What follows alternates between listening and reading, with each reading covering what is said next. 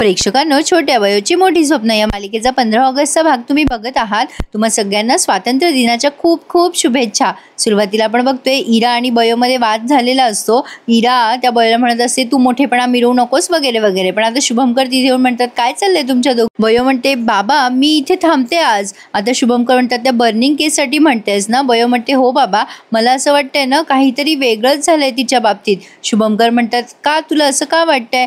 आता इरा म्हणते हे बघ, तू ना उगीच त्या पेशंटच्या पर्सनल इन्फॉर्मेशन घ्यायला जाऊ नकोस। आपल्याला काय करायचंय? आता बयोचं असं म्हणणं आहे प्रेक्षकांनो की त्या मुलीच्या बाबतीत घातपात झालाय आणि तिचा अंदाज अगदी बरोबर आहे। शुभमकर म्हणतात बयो तू जे काय म्हणतेस ते बरोबर आहे बाळा, पण आपण डॉक्टर आहोत आणि आपल्या काही मर्यादा आहेत, मर्यादेच्या पलीकडे आपण जास्ती खोलात नाही जाऊ शकत। बयो म्हणते मी जर त्या पेशंटशी बोलून बघितलं तर? आता इकडे गौतमी वाट बघत असते शुभमकरांची आणि ते घरी आल्यावरती म्हणते किती उशीर केला शुभू, जेवून घेतोस का? शुभमकर म्हणतात नाही नको अगं, मला जेवायला, मला लगेचच निघायचंय। बयो तिकडे हॉस्पिटलमध्येच आहे ना त्या पेशंट जवळ।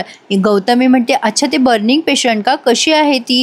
नाही म्हणजे बरं वाटतंय ना त्या पेशंटला? शुभमकर म्हणतात हो बरं आहे तसं। मग गौतमी म्हणते अरे बयो पण उपाशीच असेल ना तिकडे? शुभमकर म्हणतात हे बघ गौतमी, मला ना निघावं लागेल। गौतमी मुद्दाम जाता जाता त्यांना विषय काढते, अरे शुभू मी तुला सकाळी म्हणलं ना रमाकांत भाऊजींसाठी जॉब बघ।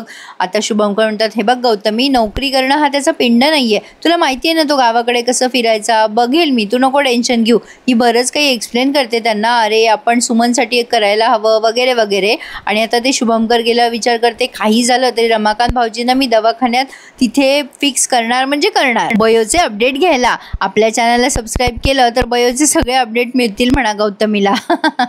असो तर आता इकडे विशाल या बयोची थोडीशी गंमत करतो की मला ना एक केस सॉल्व करायची आहे। बयो म्हणते कुठली केस? अगं एक मुलगी आहे ती सारखी धावपळ करत असते, अगदी जेवायचं सुद्धा तिला लक्षात राहत नाही। बयो म्हणते काय सर माझी थट्टा करतात ना? विशाल म्हणतो अगं मग काय, तू सकाळचं काही खाल्लेलं नाहीयेस, खाल्लं नाहीस तर पेशंट कशी बघशील? नाही म्हणजे मला पेशंटची काळजी आहे ग म्हणून म्हणतोय। आता बयोने विशालचा मोबाईल घेतलाय आणि ती विचारते त्याला सोशल मीडियावर कोणाला कसं सर्च करायचं। विशाल तिला ते समजवतो आणि म्हणतो तू कोणाला सर्च करतेस? बयो म्हणते हे बघा हा सापडला। आता विशाल म्हणतो हा माणूस? अगं तो तर त्या बर्निंग केसच्या पेशंटचा नवरा आहे ना? बयो म्हणते हो सर, बघा ना त्याने गाडीसोबत फोटो टाकलाय स्वतःचा त्यावर। एखादा असता तर नवीन लग्न झाल्यावर बायकोसोबत फोटो टाकताना, म्हणजे मला काहीतरी संशय येतोय याचा। विशाल म्हणतो हो तुझं बरोबर आहे, पण आपण कसं काय हे सगळं म्हणजे बघणार आहोत? म्हणजे विशालला म्हणायचं की या सगळ्यावरून काय सिद्ध होईल? बयो म्हणते काहीतरी गडबड आहे सर। तेवढ्यात आता विशालने बयोसाठी सँडविच मागवलंय आणि तो आग्रह करून बयोला तिथे बसून खा असं म्हणतो। बयो गडबड खात असते। विशाल म्हणतो अगं सावकाश खा जरा, ठसका लागेल तुला। असो पण आता बयो गेली आहे या बर्निंग केसच्या पेशंटकडे। प्रेक्षकांनो मीचं नाव विसरले हा। आता बयो तिला विचारते काय ग तुझ्या माहेरून कोणी आलं नाही का? तेव्हा ही मुलगी म्हणते नाही मी एकटीच आहे, मला आई वडील नाही आहेत, माझी आई मागेच वारली। आता बयोला खूप सहानुभूती वाटते तिच्याबद्दल, ती तिला समजवते। ती म्हणते हे बघ हे तुझ्या बाबतीत जे काही झालंय ते खरं सांग, नेमकं काय घडलंय तुझ्या बाबतीत? आता ती म्हणते की मी सांगितलं ना जे घडलंय ते, मी खूप वेंधळी आहे ना, माझ्या हाताने स्वयंपाक करताना गॅसचा भडका झाला आणि हे सगळं झालं।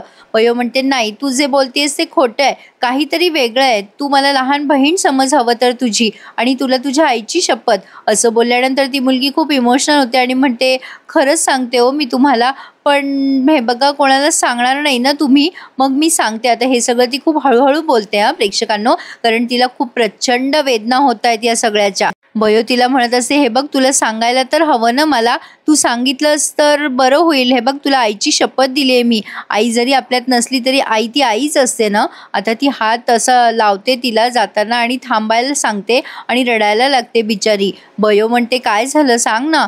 आता ती सगळं सांगते प्रेक्षकांनो की तिच्या बाबतीत घातपात झालाय आणि तिला मुद्दाम पेटवण्यात आलंय, तिचा नवरा सासू सासरे सगळे यात सामील आहे।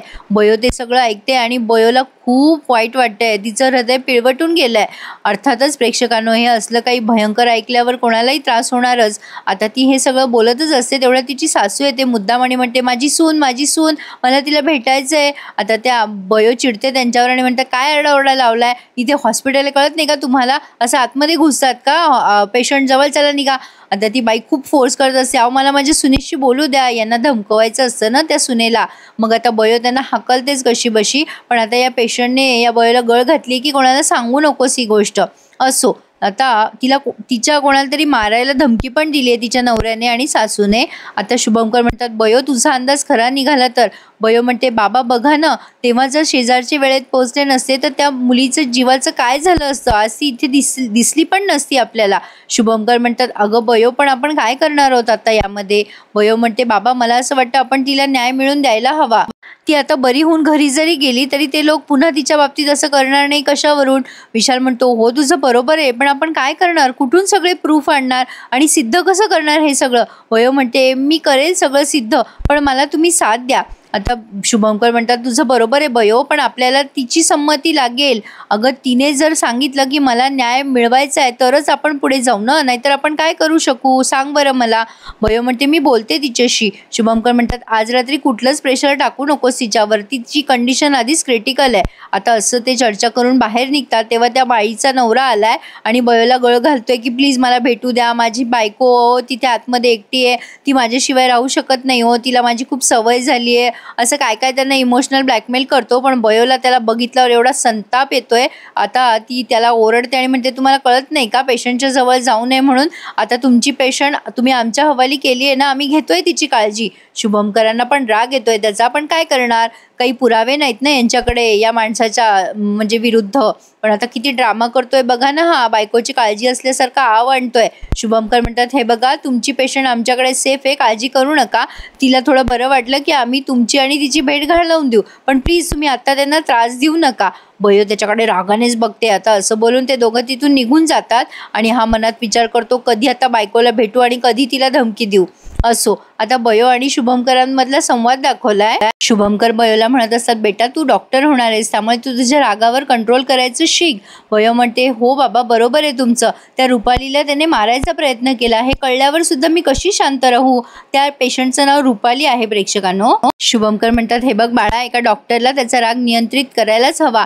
तू किती काळजीनं सगळं करतेस पेशंटचं, मग हे असं काही केलं तर किती अवघड होईल, म्हणजे ते तुला त्रासदायक ठरेल ना. बयो आता वैतागून म्हणते, बाबा मला कधी कधी असं वाटतं आपण माणूस आहोत की मशीन. शुभंकर म्हणतात, अगं बेटा माणूसच आहोत आपण, पण आपल्याला आपल्या पेशंटची प्रायोरिटी जास्ती महत्वाची आहे. आणि बेटा आपण डॉक्टर पण आहोत, त्यामुळे आता सध्या आपली प्रायोरिटी काय आहे की रुपालीला आपल्याला बरं करायचंय आणि तेही संयम ठेवून. आता बयो म्हणते, बाबा तुम्ही बरोबर बोलतायत, मी रुपालीला बरं करण्यात तुमची पूर्ण मदत करेल आणि तेही संयम ठेवून. बयो त्यांना म्हणते, बाबा मी एक संयमी डॉक्टर नक्की तुम्हाला होऊन दाखवेल. आता प्रेक्षकांनो हा भाग त्यांनी इथेच पूर्ण केलाय. पुढे आपण बघतोय बयो शुभंकरांना सांगते की त्या रुपालीच्या आईची जमीन आहे कुठेतरी आणि ती जमीन देवाच्या नावावर केली आहे, ती जमीन हडपण्यासाठी हे रुपालीला त्रास देत आहे. बाबा काही झालं तरी आपण आता त्यांना शिक्षा केलीच पाहिजे असं बयोचं म्हणणं असतं. आता शुभंकर म्हणतात, हो बेटा पण तू हे सगळं कसं करणार आहेस. आता तेवढ्यात ही सिस्टर येते आणि म्हणते, त्या रुपाली पेशंटच्या डिस्चार्जवर सही करा. शुभंकर आणि बयो दोघंही संभ्रमात पडले की ती तर अजून बरी झाली नाही आणि तिला डिस्चार्ज कोणी दिला.